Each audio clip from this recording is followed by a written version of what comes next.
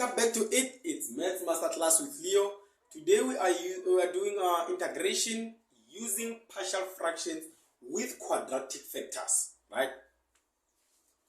And it's almost the last part of partial fractions, and then we will start with integration by parts, right? Integration by parts. So we are given this question.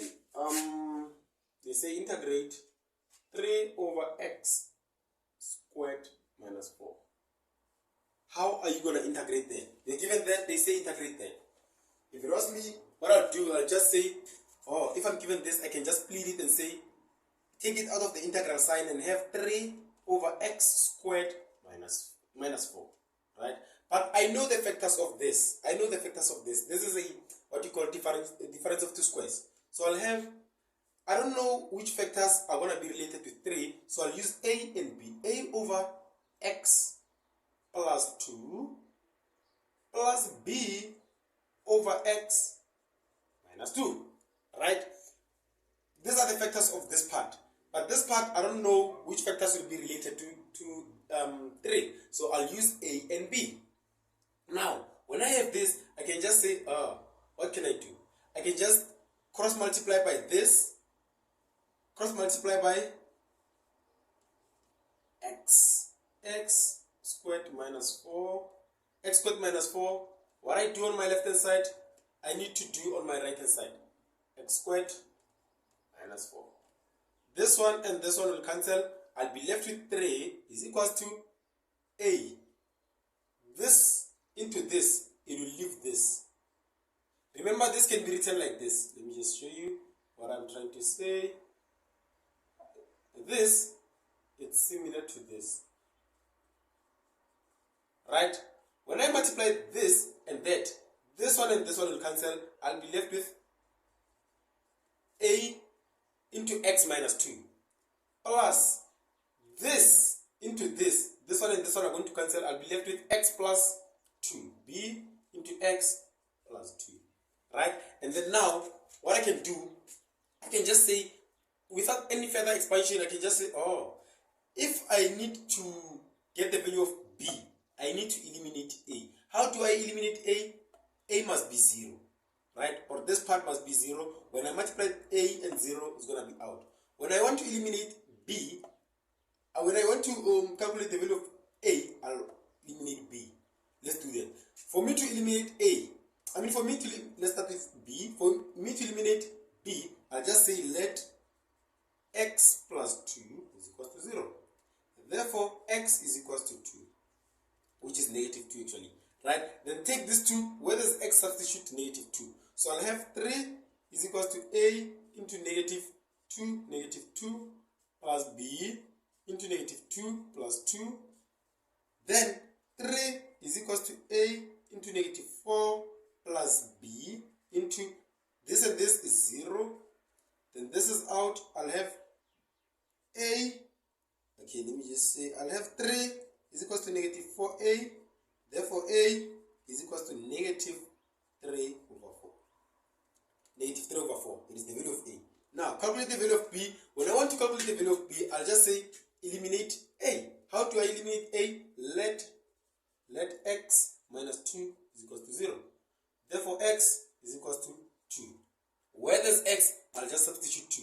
Then I'll have 3 is equal to a into 2 minus 2 plus b into 2 plus 2. Right?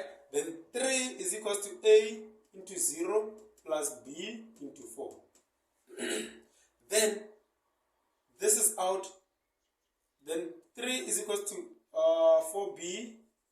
Divide by 4, therefore b is equal to 3 over 4. Therefore, b is equal to 3 over 4. Am I done? No. Take this, substitute it back at my original equation. I'll have this, where does a substitute a, where does b substitute b.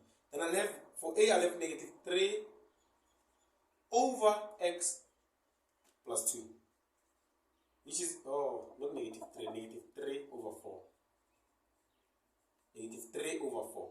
Here I'll have plus 3 over 4 over x minus 2, right? I need the integral of this. But I have 3 over 4, I have 3 over 4. It means I can just take 3 over 4 as a common factor and take it outside. I'll have 3 over 4, the integral of 1, which is negative 1 over x plus 2, right? Plus 1 over x minus 2. What I can do, rearrange them, not forgetting my dx. I forgot to write it from the first place, sorry about that. Not forgetting my dx. So now, I'll rearrange it and have 3 over 4, the integral of 1 over x minus 2, plus, not plus, minus 1 over x plus 2 dx. Right? That is what I'm going to have. When I integrate this, I'll have 3 over 4 ln of x minus 2 minus ln of x plus 2. This is what I'm going to have when I integrate it. But I can further simplify it. Remember the laws of log. Remember the laws of log that are related to ln and what. So now we'll have 3 over 4. If you still remember, when you subtract the factors that are almost, they are the same, we'll have a ln of, what is this? Ln of x minus 2 over x plus 2. This is what you'll have. Right? This is what you have when you're given such a question. When you're given such a question, this is how you're going to approach it. It means when you're given conditions, or maybe they say here it's 3, here is 4. What you'll do, you start by substituting 4 here and here, then you substitute 3 here and here. Remember what you're going to say? You'll say the upper limit minus the lower limit.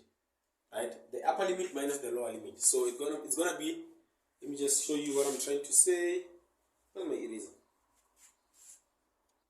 Okay, let me just show you what I'm trying to say. Let me just erase here, say you're given those conditions. Say you're given those conditions, right? Remember we already calculated we already integrated. So now, if I'm given those conditions, my answer is 3 over 4 into ln upper limit minus the lower limit, x I have 4, minus 2 over x I have 4, plus 2, subtract, this 3 over 4 multiplies everything, right? Everything. So now I'll have again into ln of ln of 3, subtract 2 over 3, subtract, plus 2. These are my conditions. Then I'll have 3 over 4 into, what is the ln of this? It's going to be ln of, I believe it's going to be 2 over 6, minus ln of 1 over 5. Then you can just punch your calculator. Let's get the second question.